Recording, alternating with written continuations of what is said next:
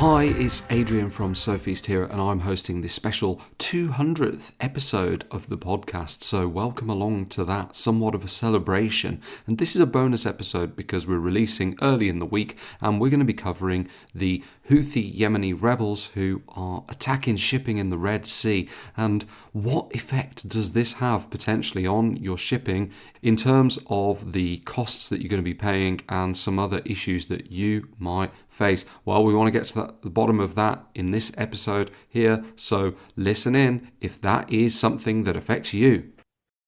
Hi, welcome back to China Manufacturing Decoded, the podcast from the Sofeast Group. I'm joined by another special guest, one of my colleagues, Kate Oliynykova, who is our head of supply chain management. And we're talking today, Kate, about the situation with shipping in the Red Sea, which could be affecting some of our listeners, right? Yeah, definitely. Hi, Adrian. Hi, everyone. So I'm happy to be reinvited and to be your guest today. Yeah. So Red Sea situation is a very hot topic these days. So I think, let's shed some light for our listeners on the situation, how it affects our importers, and most importantly, what we need to be prepared for. Yeah, that's a really good way to frame what we're going to do, because we know that something's going on, and we'll talk about that in a second. But okay, if you are affected, then how are you going to be affected, perhaps, and what should you do? And I think those are going to be really helpful takeaways for the listeners. So just to start off with the news, I mean, I'm assuming everybody's kind of heard, but there's this group called the Houthis in Yemen, and they are Iran-backed militants. They control part of the country of Yemen, but part of it also has the Yemeni government as well, and it's kind of like a civil war. But they have been attacking vessels passing through the Red Sea and going through the Suez Canal into the Med to, go into Europe. So that's a heck of a lot of cargo traffic that's being affected. And they're doing it mainly, they say, because of the hostilities that's going on between the Israelis and Hamas in Gaza. And they're basically saying, we don't like it, and we're going to attack Israeli allies until they stop. So the UK and US and some other countries have been bombing the Houthis. It doesn't seem to be working at the moment. And they're saying, no, we're going to keep going despite the airstrikes.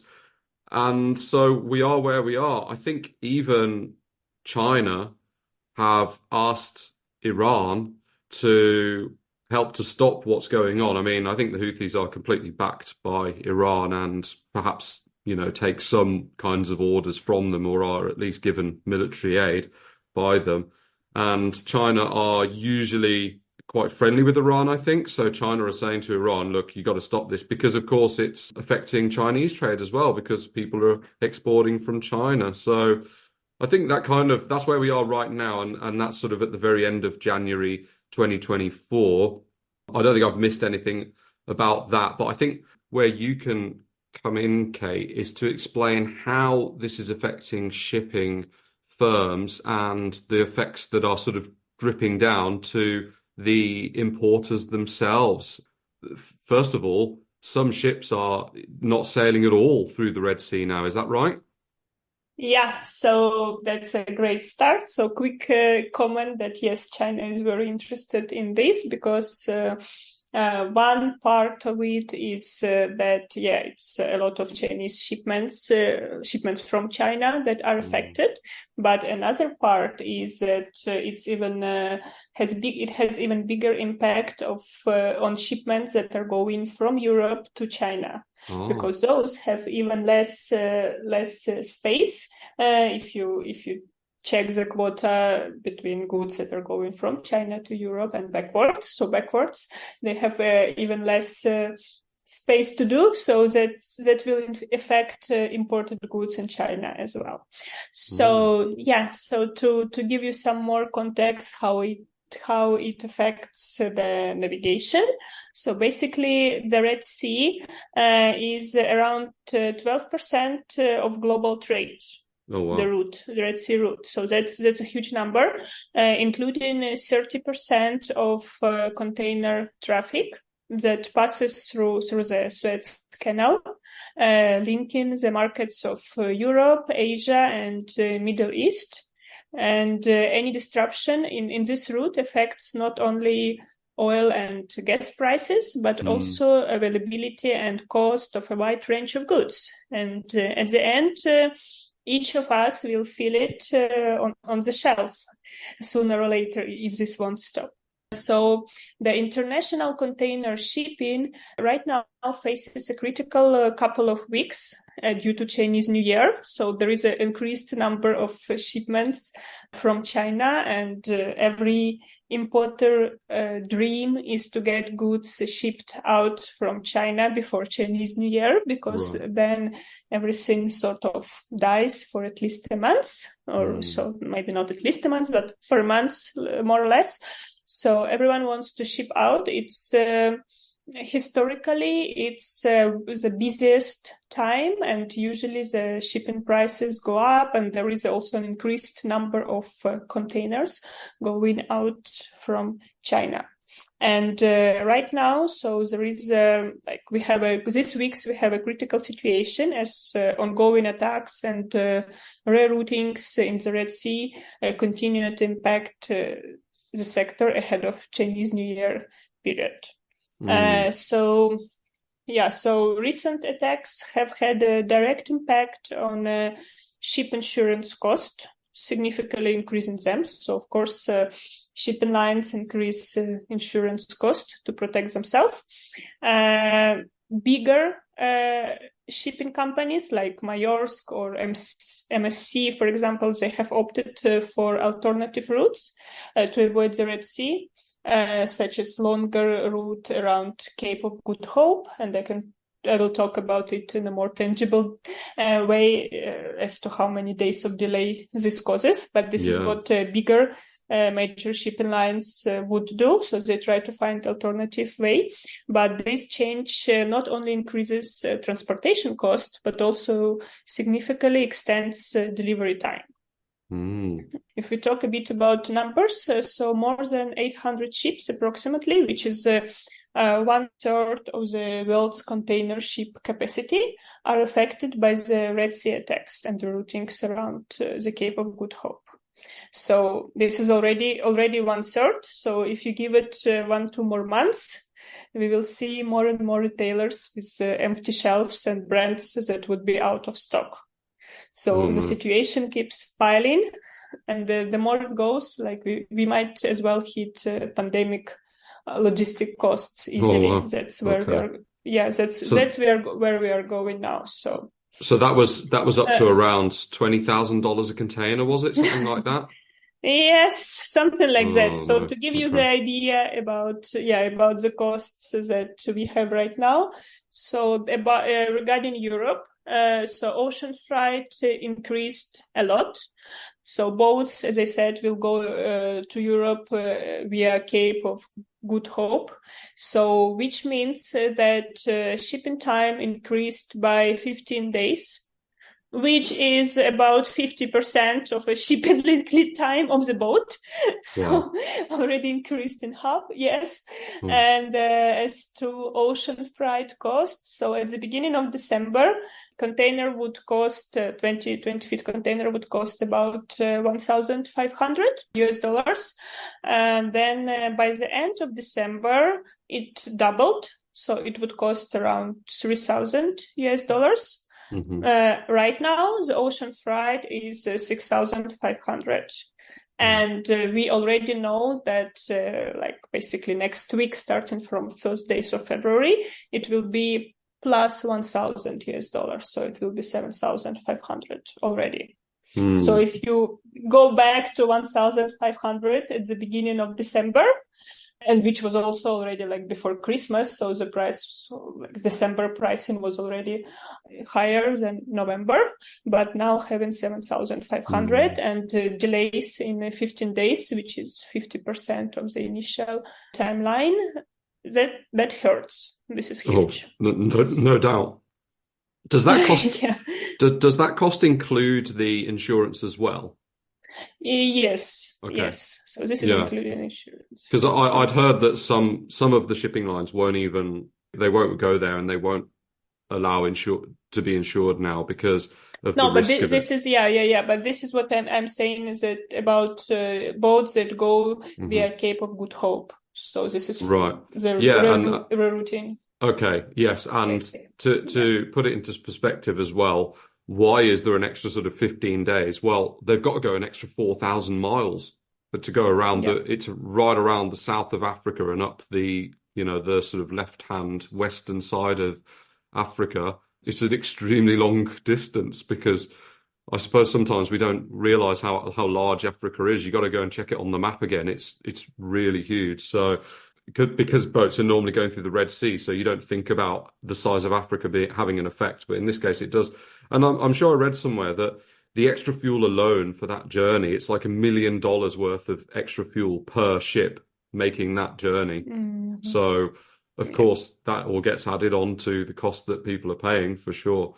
So where do we stand then as importers? I mean, what's the advice? Do we try and, use different Yeah, methods? so let me also tell you a bit about US, as I understand that a lot of our listeners are coming from US. That's right. So so as to US costs, so we had bid the same container cost at the beginning of December, which was 1,500.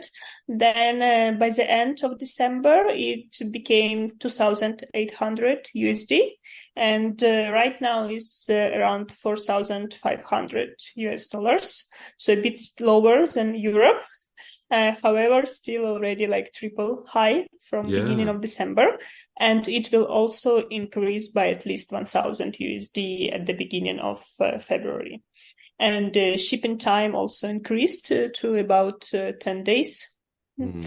At least, so not as bad as Europe, but also quite the delay is quite significant. Absolutely. And at the same time, having this situation with sea shipments, we also see a big increase in air freight cost.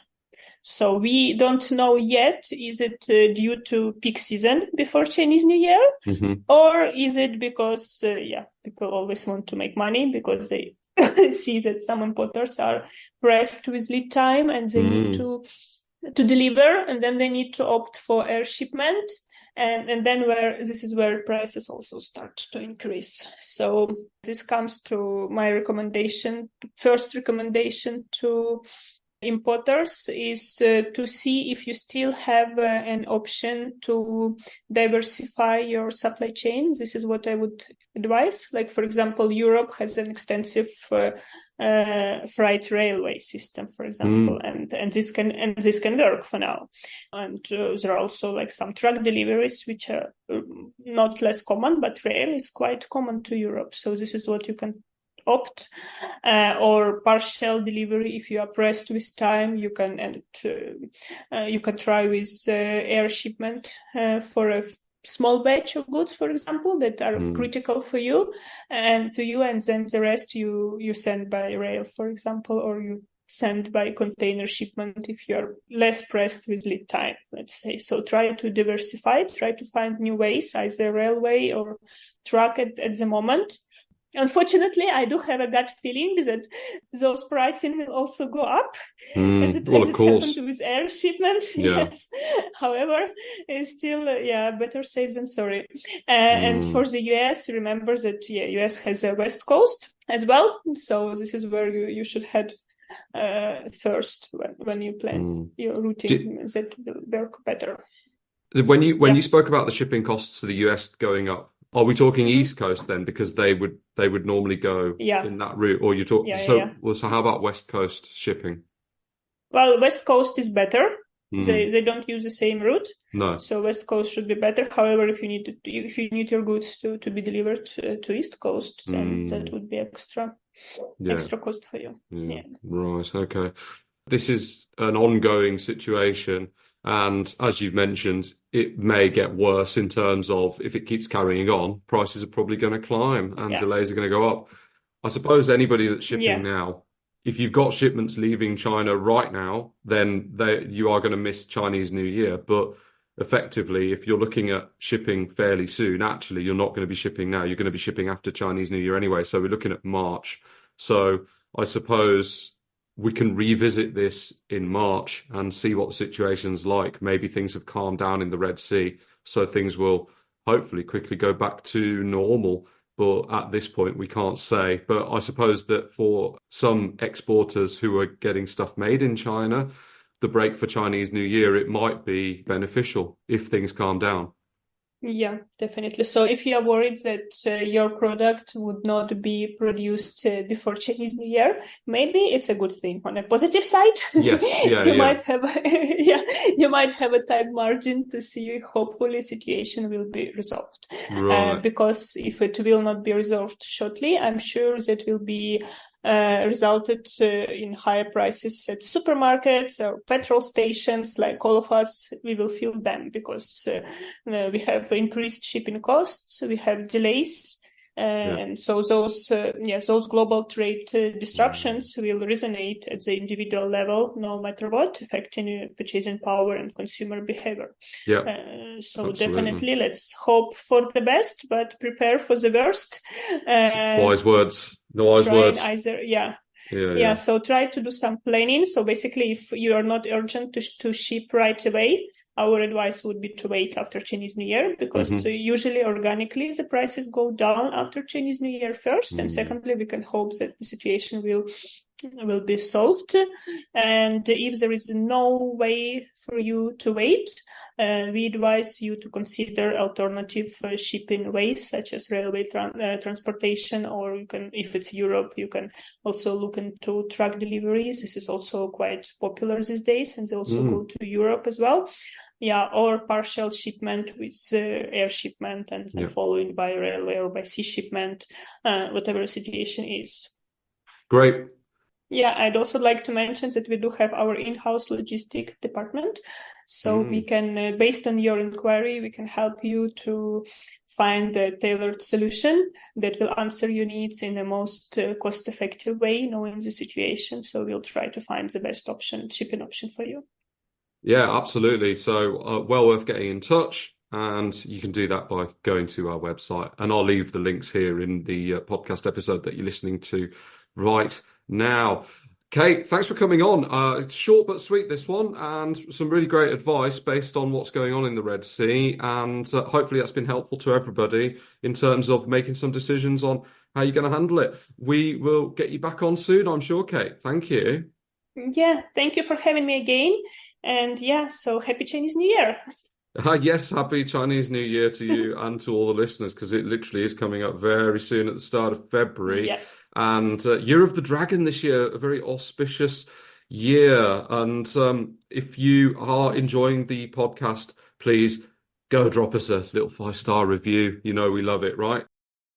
So, thanks everyone for listening today, and we'll be back on Friday with our normal weekly episode. Thanks again for listening to this podcast, brought to you by the Sofeast Group. We're on a mission to provide you with everything you need to manufacture effectively in Asia, including inspections, auditing, new product development support, contract manufacturing, 3PL warehousing and fulfillment, and much, much more across Asia's key manufacturing areas. Visit us at sofeast.com, that's SOFEAST.com, to learn more and get help. If you've enjoyed the podcast today, please do rate, review and share, because it will really help others discover us too.